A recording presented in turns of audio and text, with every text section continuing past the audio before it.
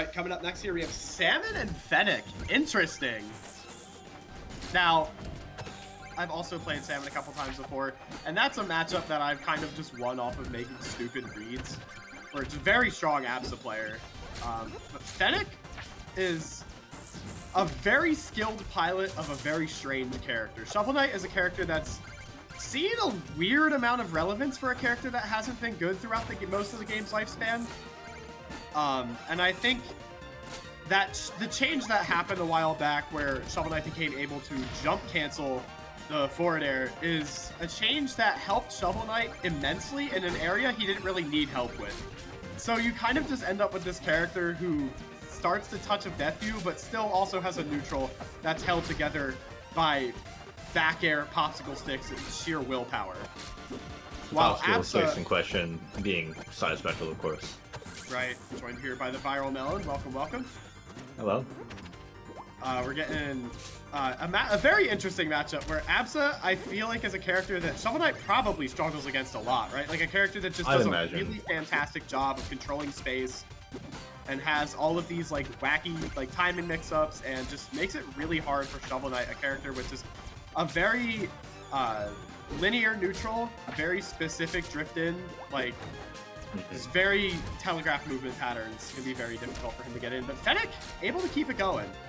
Yeah, Fennec, super strong player. I mean, I definitely think a big thing is that Absa is going to force you to play neutral a lot, which Shovel Knight kind of hates.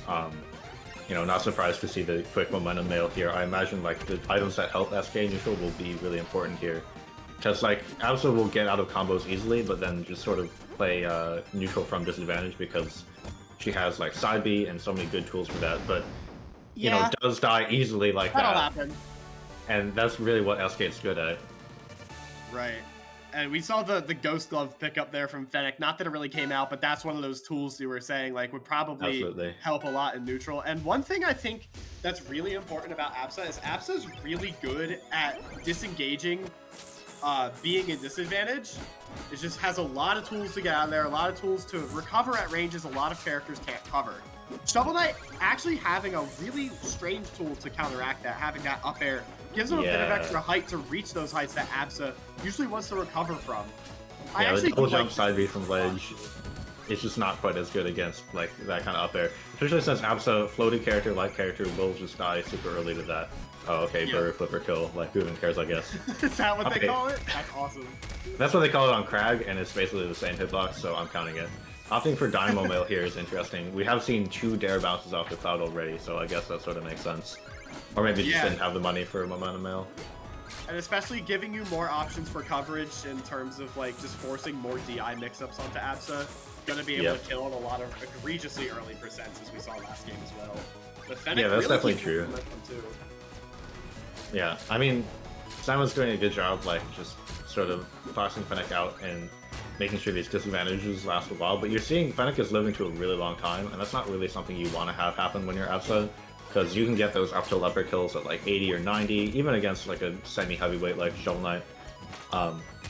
And, you know, having a bit of a struggle to take those stocks is going to lead to a lot of value for Fennec, a lot more, potentially get like those fair chains off the side for really quick kills. Right.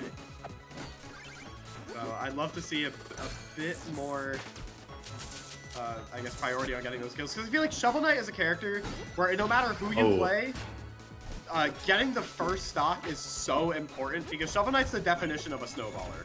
Like, this is a character that if you lose that first stock, you're just giving this character you're moving him like 5 spots up the tier list. Like, he starts out as an incomplete character, and you really need to keep him from getting to a point where he has the tools to keep up. And Salmon, that back air was so close. But what a reversal! Yeah, really dangerous stuff. We got 2 Dynamo Mail kills that game. Yeah, not something you see super often, but Shovel Knight has some of the most consistent confirms, like, in general. He'll basically Eliana you if you can get that Dynamo charge up and he gets a combo on you. So I think that's really going to like enhance Fennec's punish game a lot if he decides to go for that again. You know, really stop Absa from being able to play the drawn out kind of war of attrition that she likes. Right. I'm not 100% sure how I feel about this stage. I think it's probably it's a very good Absa stage. I know that for sure.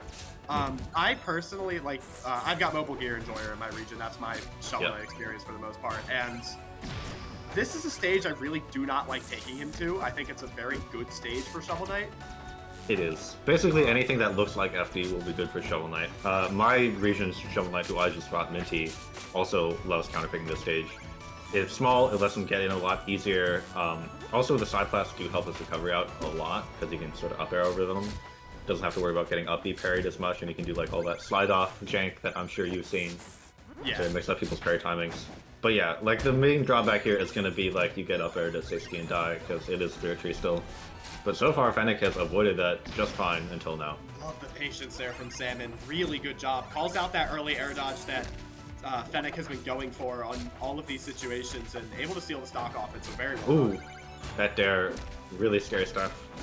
Fennec gonna stay alive, but Salmon is making this back a lot. You know, I really like that sort of, yeah, like we said, the patience, just sort of waiting it out, trying to switch up the pace of the game a little bit here. And that's the thing. We'll see how effective that can be. Like, such an explosive character, you make one read and you can get so much reward off of it. So much, yeah. And like with the kind of pressure tools that she has, it's like very easy to make people panic when you hit them, right? Because they just have like so many different moving parts to worry about with like Cloud or like side B, and then all you have to do is just like wait a bit for the double jump and then up air them, and you can get some really early stocks that way for sure. Right. Seeing now that Fennec finding himself a stock lead. Oh, as I speak. Looking to play a little bit more of a defensive game, but flying a little too close to the sun. As Nightclaws over Spirit Tree will go to last stock. You'd have the money for other items too, I will note, so it's not just like a budget pick either.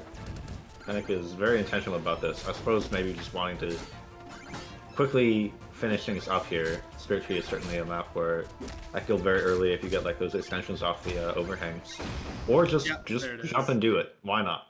I think a big boon for Warhorn there specifically is that it covers a lot